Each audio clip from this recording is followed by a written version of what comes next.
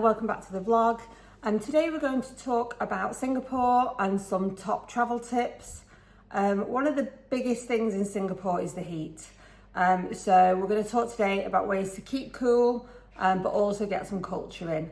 And then at the end, I'm going to give you some ideas to how to treat yourself a little bit. So we started our morning nice and early at Gardens by the Bay. So the first thing we did before it got too hot is we went up and did the tree walk. And there's a lift to get up there. You can stay out as long as you want, 5, 10, 15 minutes. But really, it's just to take some photographs and to see the sights. And you get a really good view of Marina Bay Sands Hotel from there. And then we made our way back down and made our way to the Flower Dome and where the Cloud Forest is as well. We've never needed to buy tickets in advance. We've always managed to just walk in and get them on the day. But obviously, if you're only there for a day, you might want to go ahead and purchase the tickets in advance. It's so, cool, air conditioned. So the first one that you go in, you probably spend an hour in there, maybe even a bit longer, just having a wander around and seeing the sights. And then, there's plenty of places when you come out of there to sit down, grab a coffee, drinks, have a bit of a rest before you go and do the next one. But I would definitely recommend you do both. On their website, it does actually have a list in case one of the flower domes is actually closed for maintenance. So make sure you check out on the website before you go.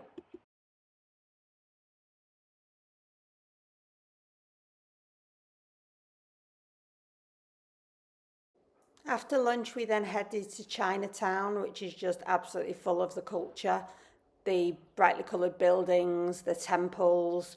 One of the things to remember here is that you do need to be covered when you go into the temples, so carrying a sarong or something like that with you is really useful. I think they still sell the one that I had, so I will put a link to that below for those people who are interested. But making sure that you're covered when you go in the temples is super important. So the next day we headed to the famous Raffles and to the Long Bar for a Singapore sling. It was amazing to see. They had all the nuts on the floor and the fans, the old-fashioned fans going above your head, which was lovely to see. And we did actually go to a steak restaurant in Raffles as well and have an evening meal there for our birthdays, which was, a real treat. But following on from that, we came out of there and headed to Little India. And again, the culture in Little India, you don't need to spend a huge amount of time there, but just having a wander around and looking at all the different sites and what they have and some of the temples and street art is really good to see. So another great thing to do is to head to Fort Canning Park. And I would use Dhoby Ghat station, underground station, to get there. Raffles Terrace is there, and this is where the original Raffles house was built.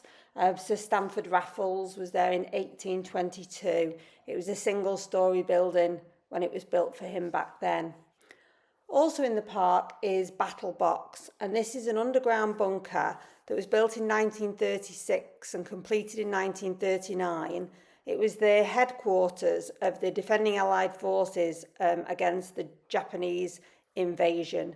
And there was a lot of work done out of there in the final days of that conflict. So it's underground, it's nice and cool, and it's full of history. And there's a 40-minute audio tour, which is well worth doing.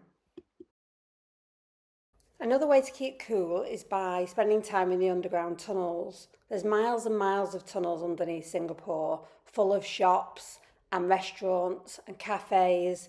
So here's some footage of us exploring underground in Singapore.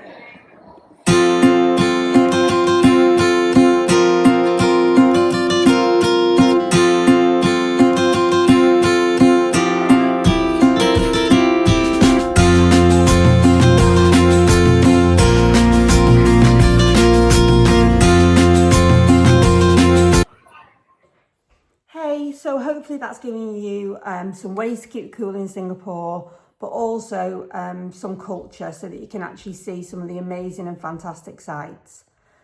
I did actually promise you some treats, and I'm just going to mention some experiences, some souvenir recommendations, and also if you just miss home a little bit too much, an idea for that as well. So one of the biggest treats we did is we went and booked a table at Wolfgang Puck at the top of the Marina Bay Sands. There's some photographs here that you can see from the view, and when we first got there it was still light, so you could see the trees and the Gardens by the Bay out across the entire bay. We had some snacks and food and things like that, and a bit of family time. And then it started to go dark, and we did actually get to experience the Garden Rhapsody show, which is where all the trees light up and change colour and things like that. Now the shows happen twice a night, 7:45 and 8:45, and they last roughly 10 to 15 minutes. But, you know, grabbing yourself a seat at Wolfgang Puck, you know, having some nice food, drinks, and seeing this amazing spectacle is definitely worth every penny. So that experience was absolutely amazing, but there are plenty more. The Fullerton Hotel is another stunning hotel. They do afternoon tea, Raffles do afternoon tea, so there's plenty of other experiences and little treats that you can go and take yourself on.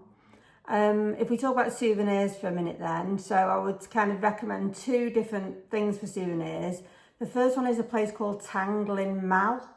That's Tanglin. I'll try and put a link up here.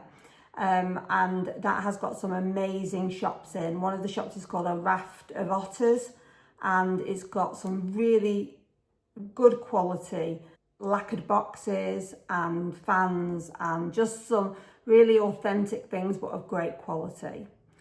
And the other thing I wanted to talk to you about was Elephant Parade. And I am actually going to go and take you to see my elephants now, and you'll see how much I absolutely love the elephants in Elephant Parade. Now, the biggest reason I collect elephants is because with Elephant Parade, some of the proceeds goes to elephants that are actually either injured or caught in snares or things like that. So by buying them, it does make me feel like I'm actually helping out as well. So here are some of my elephants.